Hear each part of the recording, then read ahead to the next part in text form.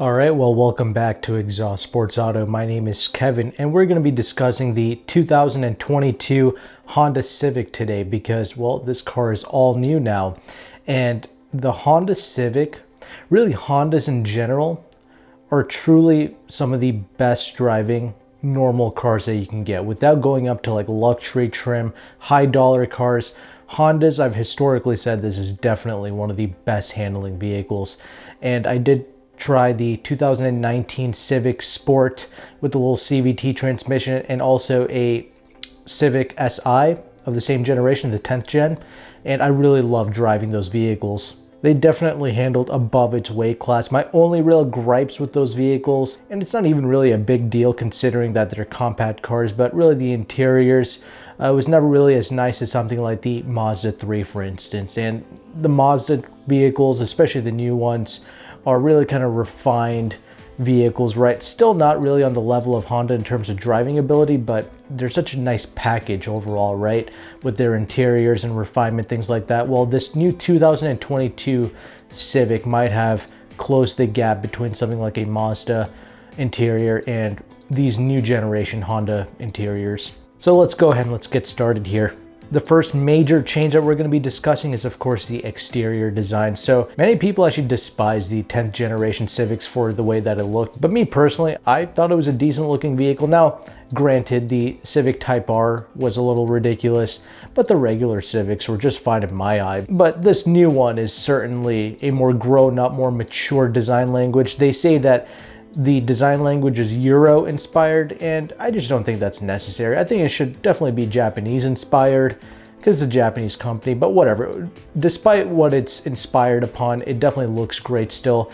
I will say the rear kind of reminds me of like a VW Jetta, but you let me know in the comment section how you like it. I personally think that this is definitely a step in the right direction. It's so mature. It doesn't give off like that entry-level kind of intern vibes, if you will. It looks grown up.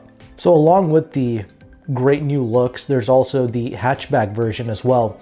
And this hatchback has phenomenal amounts of trunk space. You open that bad boy up, I swear to you, it has like RAV4 levels of practicality in the rear or close to it. It is a lot of space. I can't believe how much space they cram into the little Civics. I mean, even the 10th gen was known for having phenomenal rear leg space. And this new generation of the Civic has actually increased the rear legroom by about 1.4 inches. And the overall wheelbase of the new Civic has also been increased by about 1.4 inches as well. So pretty much all that space has gone to the rear legroom as well. Now, speaking of the body, the torsional rigidity of the chassis has been increased by about 19%. So the byproduct of a stiffer chassis includes better handling, of course, but also a better ride quality. But even the current 10th gen Civic doesn't really compromise really anywhere in terms of handling or ride quality. I think the current Civic handles great, rides great, does everything really well. The only real detriments I've noticed with the 10th generation Civics in terms of driving is really just the refinement, a little bit more road noise, wind noise, things like that seem to come through a little bit. But that's also been addressed with the 11th generation Civic. They have like this spray-in foam that goes inside like the pillars of the car, sound deadening materials throughout the firewall and the floor of the vehicle.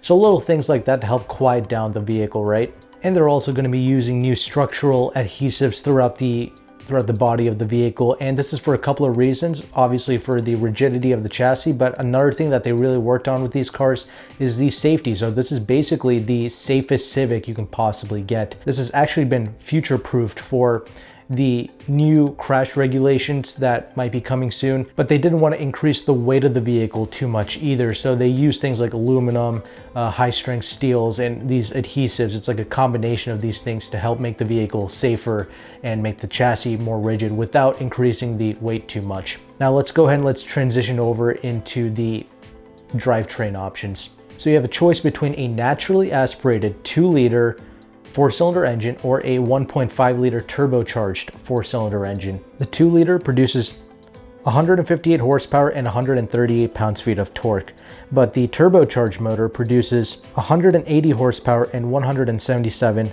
pounds-feet of torque. Both of these engines will take regular fuel, but the thing that's really going to excite most enthusiasts is the 6-speed manual transmission. Yes, you can get a 6-speed manual with the new 2022 Civic that will be offered on the sport trims of the Civic. And you can get either engine choice with all the trims. So you can get a sport model with either the 2-liter or the 1.5-liter turbocharged motor. It's up to you which engine that you want. But you do have to get a sport trim to get the manual transmission. And this will be a short throw manual transmission, and they actually did try to refine the manual in a few key ways by introducing a new dual mass flywheel to reduce the noise and the vibration that comes through the drivetrain. So nice little enhancement there, but also it's going to be a short throw, so this should be a nice little engaging vehicle to drive. I just drove the Civic Si with the manual. Love that manual transmission. Definitely one of my more favorite ones to interact with. And I really love the way naturally aspirated engines from Honda feel and sound. They just have so much character in them. So I'm glad that they're giving you two options here. And the 1.5 liter is going to offer you that torque that a lot of people are going to want for city driving. So it's really up to you what you want. Me personally, I really like the way the naturally aspirated motors sound.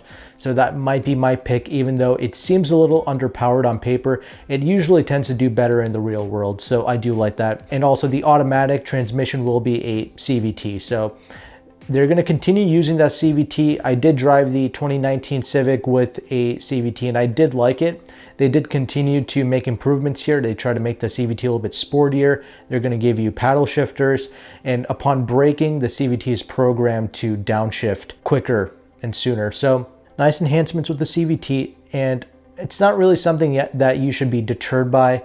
If you want a automatic, in this case, the CVT is a phenomenal choice for fuel economy. So that's why Hondas tend to get really good fuel economies, because they utilize things like the CVT.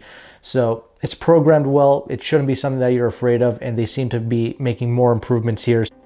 Now, we did talk about the chassis a little bit before during the exterior talk, but yeah, the chassis is stiffer, which is great. And also the suspension has been retuned. All of this has been calibrated for European style driving. So this new Civic is very Euro inspired. Everything from the design to the way it drives, and it's been refined on North American roads, I suppose. That's what Honda is claiming here. You still get McPherson strut-based suspension up front, and you have a multi-link in the rear. And you get things like ball joint enhancements, and bushings have been revised as well with the new Civic. The wheelbase was lengthened by 1.4 inches and the rear track was increased by half an inch.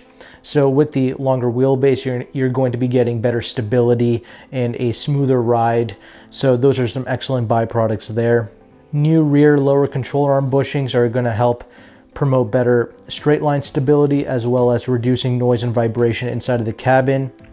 The electronic steering rack was redesigned and retuned for better feedback and also straight line stability. And finally, reduced suspension friction and improved bushings have helped to reduce harshness in the road shock, like when going over railroad crossings, have been reduced by 20%. So they've really improved the ride quality, even the handling. Like they've said, they've improved the NVH of the car as well, the noise, vibration, harshness, which is really the only concern that I had with the 10th generation. I just wanted this newer version to be a little bit quieter. And that's exactly what they've done here with this new Civic, as well as other excellent improvements. Now let's go ahead and let's talk about the technology and the interior, because the interior was the next thing that I really want to see get improved with the 11th generation Civic, and they've certainly seemed to deliver here. They've improved the technology, so the base screen size will be a 7-inch colored touchscreen. The optional size will be a 9-inch. And these are the largest screens ever put inside of a Civic. Apple CarPlay, Android Auto, that will be coming in standard, even with the 7-inch models. But also in the 9-inch models, if you get like the Sport Touring trim level, you'll actually get wireless Apple CarPlay and Android Auto. The kind of instrument gauge cluster will be a 10.2-inch screen that'll come standard on something like the Sport Touring hatchback. But most importantly, they are starting to use better materials, and they focus on the tactility of the buttons, knobs, vents, all the kind of switch gear. So they really improve the quality of the Honda Civic's interior.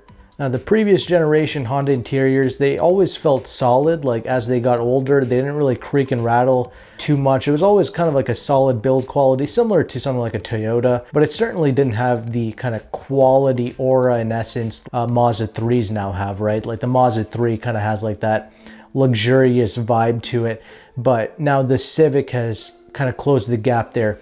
They're starting to use better materials throughout the cabin, especially like the touch points, right? So that mixed in with Honda's solidity that they've always been known for, this should be a really nice cabin space. They focused on reducing the clutter. They tried to make this easy to interact with. They gave you volume knobs. This time they really, focused in on that point.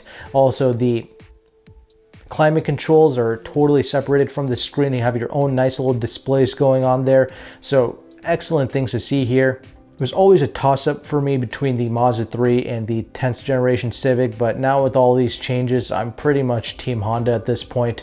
I haven't even driven the car yet, but from everything that I've read and seen, as far as compact cars go, this is pretty uncompromised actually. They've made some excellent changes. And like I mentioned, with some sort of Honda magic or trickery, they always have a plethora of space for headroom, legroom, all of these things. So you can be a larger person and be able to fit inside of the Honda Civics.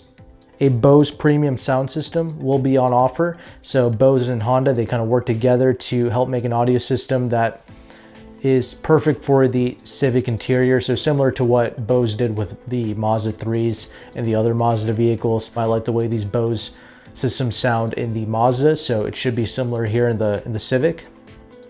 You got some new safety features as well, like a new single camera system providing longer and a wider field of view than the previous radar and camera-based systems. And this new camera-based system has enhanced existing technologies like the adaptive cruise control by making brake applications a little bit smoother and acceleration smoother as well. Well, really with quicker acceleration times. So that's a nice little improvement right there. And if you're interested in knowing, they also added a sport mode as well. So you got 3 little modes here to play with, eco mode, normal mode, sport mode. And one last little thing I'll mention is the wheel sizing. So the base wheel size will be a 16-inch wheel mated to a 215 wide tire. 18 inches will be on offer for the sport trims, and that will be a 235 wide tire.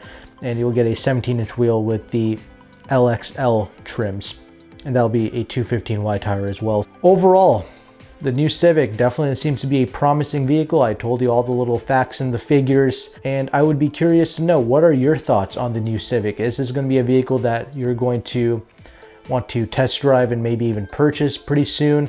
I have seen some Civics at my local dealerships, kind of driving around, being test driven by people, right? I mean, I never get Honda press cars in my area, so I have no idea if I'll even get my hands on this car to drive. I could try and hit up some of these Honda dealerships, but they are so freaking busy that they don't really need me to go there and review cars for them. They sell, plenty of vehicles without my help, that's for sure. I think the 10th generation Civic sold about 1.7 million total in the United States.